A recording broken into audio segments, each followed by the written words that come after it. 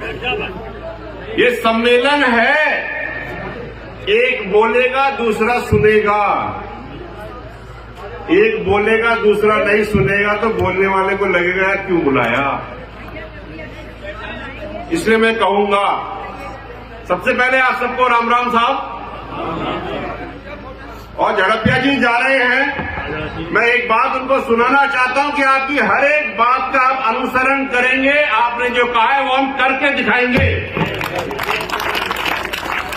संगठन में शक्ति है, अपार शक्ति है। और इन्होंने जो बात कही कि केवल राजनीति ही नहीं बिजनेस में भी आगे बढ़ना है, हाँ बढ़ना है भैया, और जमीन कतई मत बेचियो।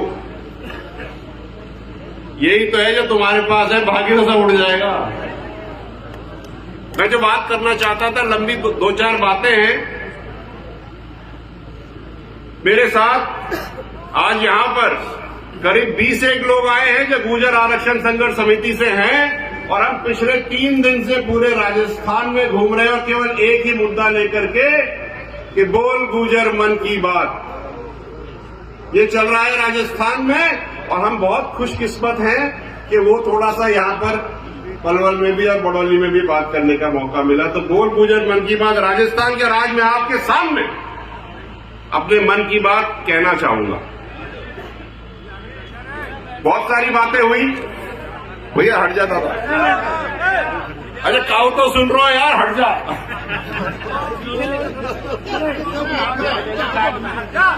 अरे मेरो ये दादा मेरे लिए बना रहा है।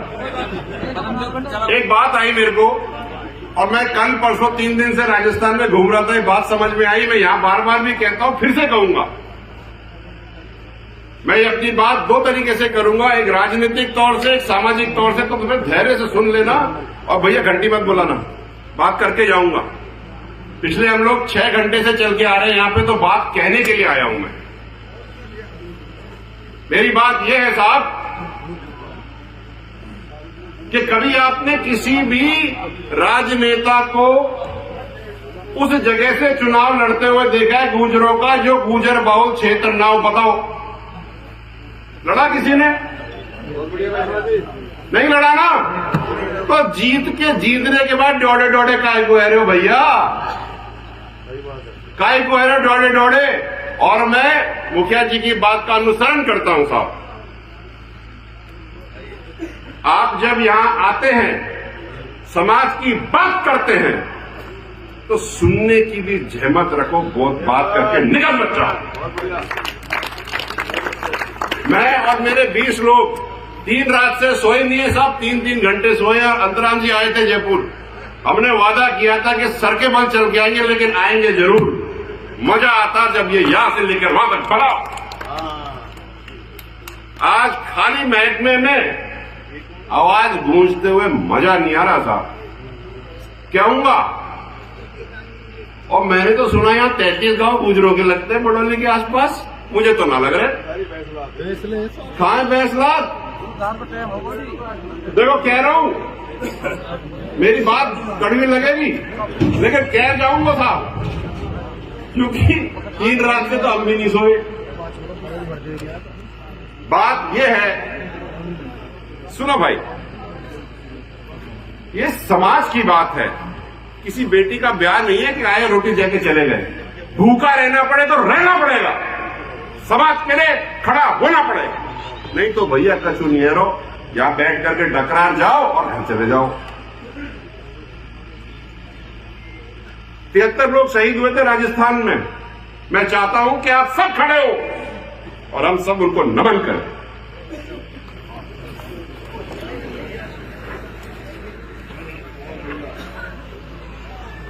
ये इसलिए मैंने खड़ा किया है साहब कि आज जो गुर्जर लेकर के, नट लेकर के, छाती तान के चल रहे हो ना आप सब, ये 73 लोगों की शहादत की वजह से है। इसलिए हम 2 मिनट का मौन रखेंगे। ओम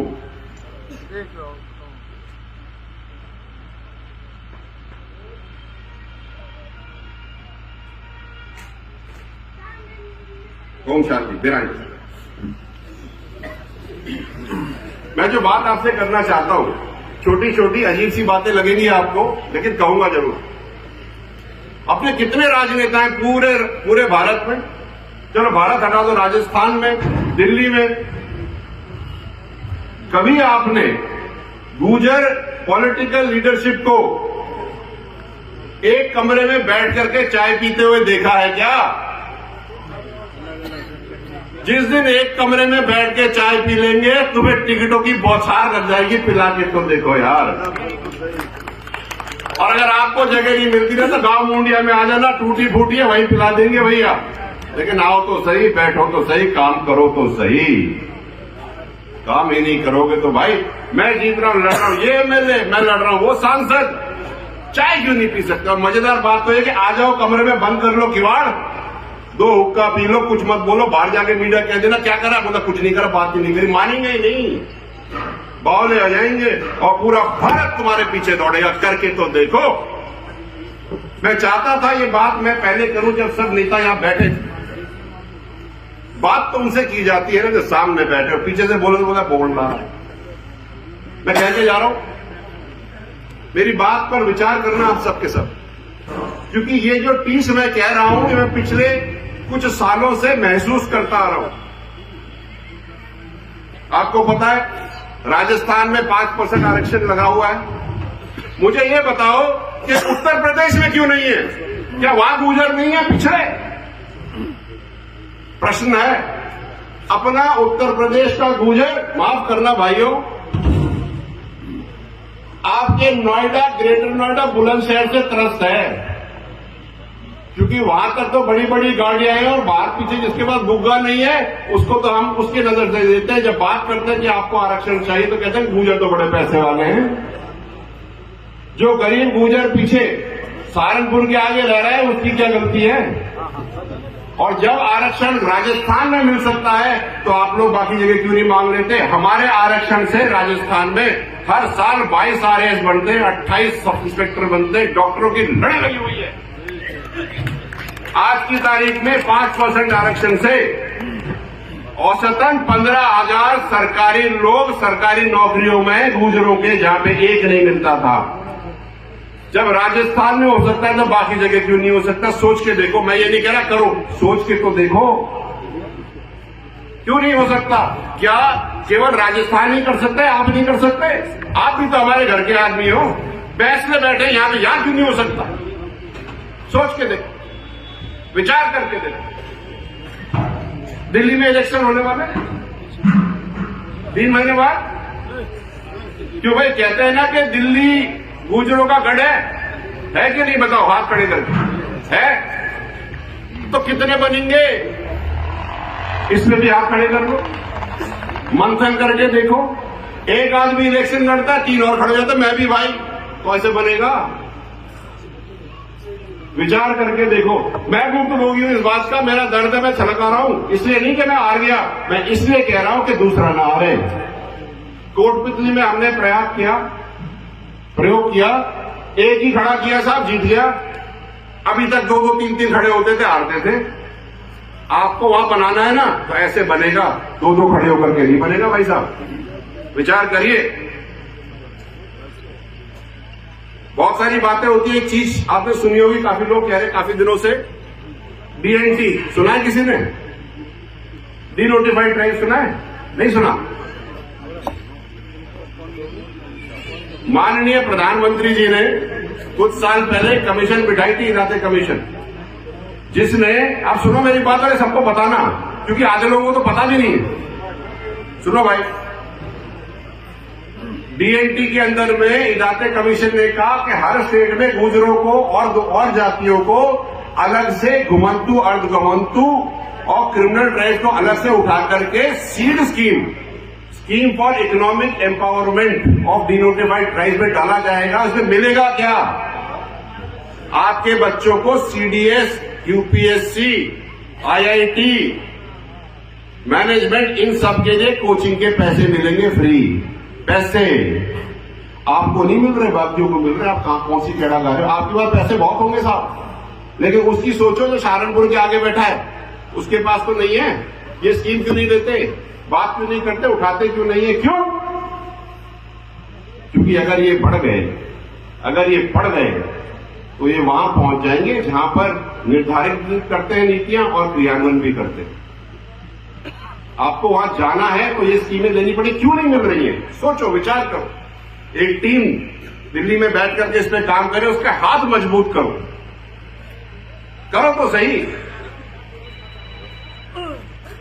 मैंने बहुत सारे लोग यहां देखे, बहुत सारे लोग चारों तरफ देखे, लेकिन मुझे कहीं पर भी या बहुत ही कम मात्रा में टेलीविजन पे डिबेट करता हुआ गुजर दिखा।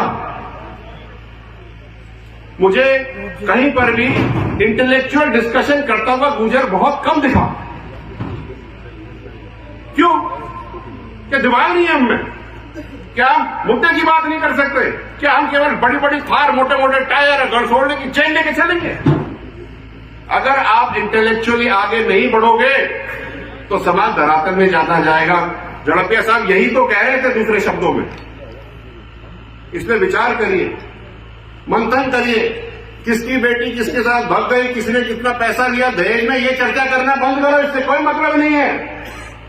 ये बात करो कि किसके बच्चे कहां लगे, कौन कहां पहुंचा, किसने क्या बड़ी बात करी, ये बात करना जरूरी है। मैं समाज के हित की बात कर रहा हूं साहब। देवनारायण योजना चल रही है राजस्थान में, आपको पता है? देवनारायण योजना जब संघर्ष हुआ, आरक्षण नहीं मिला, तो कर्नल साहब ने कागज पे लिख करके एक योजना बनवाई जिसका नाम है देवनारायण योजना। इस योजना के तहत रेजिडेंशियल स्कूल्स लड़के और लड़कियों के करीब 36 हैं राजस्थान में, अलग अलग जगह, जहां पे 6ठी क्लास में बच्चों को एडमिशन दिया जाता है, पूरी पढ़ाई कराई जाती है 12वीं तक, खाना रहना किताब विताब सब मिलती है। इन स्कूलों के रिजल्ट 98% आ रहे हैं। ये गांव का लड़का जो घूड़े में अपनी साइकिल चलाता है, ऐसे धक्का दे दे करके उस बच्चे को आज IIT में जाने का मौका मिल रहा है। ऐसे काम हो रहे हैं। आप ये समझिए, गुरुकुल योजना चलती है, करीब 500 बच्चे हर साल प्राइवेट स्कूलों में डाले जाते हैं, जिनका रहने का, खाने का, पढ़ने का सारा खर्चा देवनारायण योजना करती है। आप ये समझिए कि स्कॉलरशिप 10वीं 12वीं कॉलेज और प्रोफेशनल कोर्सेज के लिए हर साल स्कॉलरशिप जाती है। अभी तक करीब हम लोग 15 लाख बच्चों को स्कॉलरशिप दे चुके हैं देवनारायण योजना से। जब ये चीज राजस्थान में हो सकती है तो बाकी स्टेट्स में क्यों नहीं हो? आरक्षण मत दो, ये पीछे बैठे हैं ना गुजर, पीछे जो पिछड़ गए, इनको आगे बढ़ा दो यार। तो मैं आप सब सरदारी से जो यहां बैठी है, आप सबसे कहना चाहूंगा कि आप अपने अपने स्टेट्स में देवनारायण योजना लागू करवाने की पहल करें। मध्य प्रदेश में लागू हो गई, 2 साल पहले बड़ा झगड़ा हुआ, रघुवीर जी इसके चेयरमैन बने, लेकिन अफसोस चेयरमैन नहीं बन गए साहब, रुपया ही नहीं आया। अरे हमें चेयरमैन नहीं चाहिए, हमें गाड़ी के ऊपर लाल बत्ती नहीं चाहिए, हमें उसके अंदर पैसा चाहिए, पैसे से स्कूल चाहिए, स्कूल से बच्चे पढ़ने चाहिए, हमें ये चाहिए। आपको मेरी बात लग रही होगी बड़ी अजीब सी, लेकिन जो बातें मैं कह रहा हूं ये यथार्थ है, राजस्थान में हो रही हैं। जब वहां हो सकती हैं तो यहां क्यों नहीं हो सकती? ये मेरा प्रश्न है आप सबके साथ और पूरे मंच के साथ।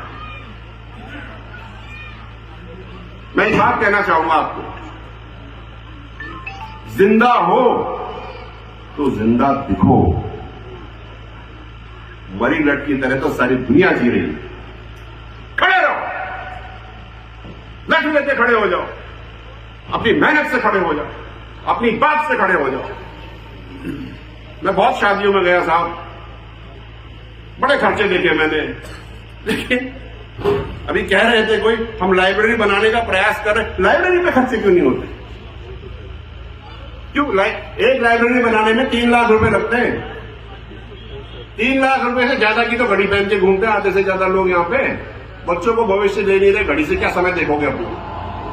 माफ करना साहब, कड़वी बात कह रहा हूं मैं ये नहीं कह रहा महंगी घड़ी मत पहनो, लेकिन थोड़ा सा यहां भी दे दो। एक कुंभ लगता है साहब, कहते हैं कि राजनीति और धर्म और भविष्य और परिवर्तन सब एक साथ चलता है। तो जब कुंभ में हर एक का अखाड़ा लगता है, तो देवनारायण भगवान का अखाड़ा क्यों नहीं लगता? मेरा ये प्रश्न है आप सबसे। और आपको मैं बताऊं, बहुत साल पहले लगता था, धूल में चला गया। और मैं आपको आज वचन देके जा रहा हूं, आने वाले 3-4 साल में हमारे महंत हाथी पे बैठ के कुंभ के मेले में देवनारायण भगवान के अखाड़े पे जाएंगे। क्योंकि राजनीति तो आजकल धर्म से ही चलती है, तो भैया हमारा धर्म कोई कमजोर है क्या?